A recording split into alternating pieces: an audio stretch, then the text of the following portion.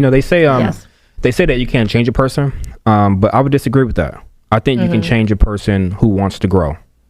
I think if a person is committed to growth, you can change them, because you can have, especially if they have a level of respect for you.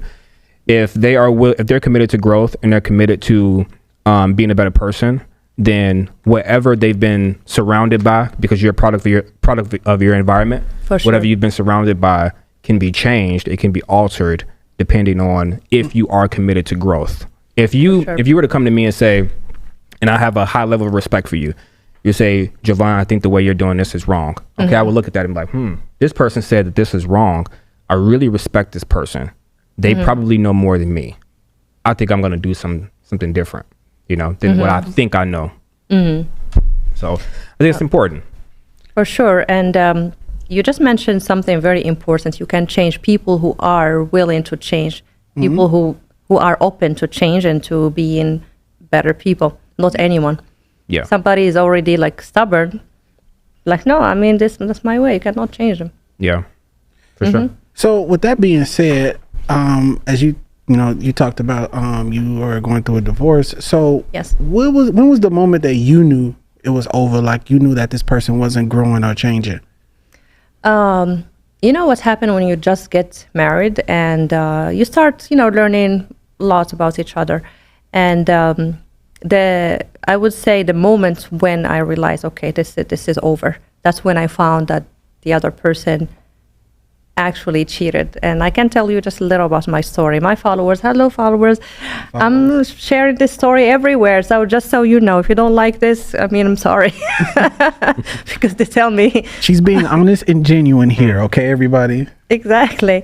So for me, I can give many chances, but when it comes to finding out there's a third person in the relationship, then bye-bye. Like, for example, after having our kids, I just found out that my ex-husband was actually married back home in his country. He's American Pakistani to somebody from the family. And all these years, every time he's like, I need to go to my country. My father is sick. I need to visit. It's very important. Or I have a business trip, or I have whatsoever. And then I found out he was married the whole time to somebody from the family. While you're here, we just bought a house, we settled. We're like, finally my life is perfect. And then when you find out about this, now it's over. It's been like more than a year now. So that's why I'm just talking freely. But for me, once you find out about a third person in the relationship, like once a cheater is a cheater. I mean, what can you do here? Hey, can we live together, 3 of us, and have a bunch of kids?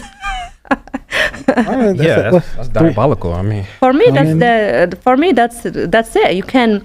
That's the extreme, I would say. Like that's what would stop any person, including myself, like a woman, from okay. I mean, there's no trying again in this. Forget about it. But also when the differences, and you're like you catch the person doing something, or like hiding something, or buying properties you don't even know. Wow.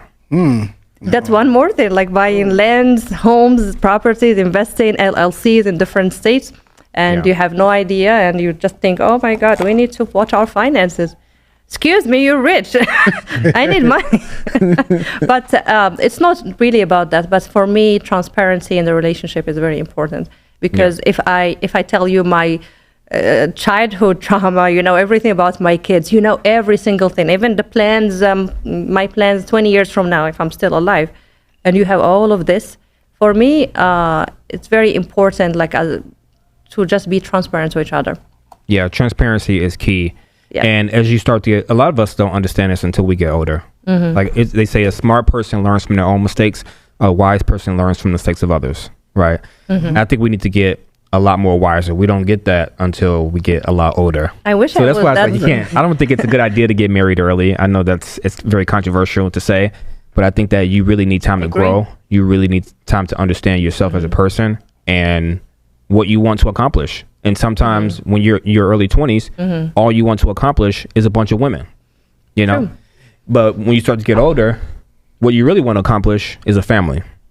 What you really want to accomplish is a wife, stable life, a stable life, and And so transparency is super important. What do you want to accomplish? You seem like you want to accomplish something different. No.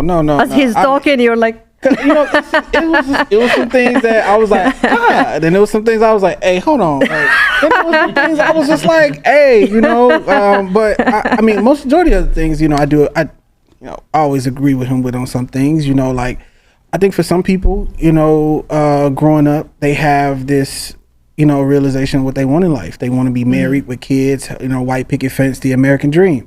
Some other people, they want to be bachelors all their lives. And, you know, some people just want to just travel. You know, I think it's just dependent on that specific person. But just think about like everybody in high school, when they in love in high school, they always want to think they're going to be with that one person all their life. they want to have kids right away, and a house. Yeah. And then when you leave high school and go to college, then you be like, hey, bye-bye. yeah, you know, I think it's a little different. Something different here. Yeah.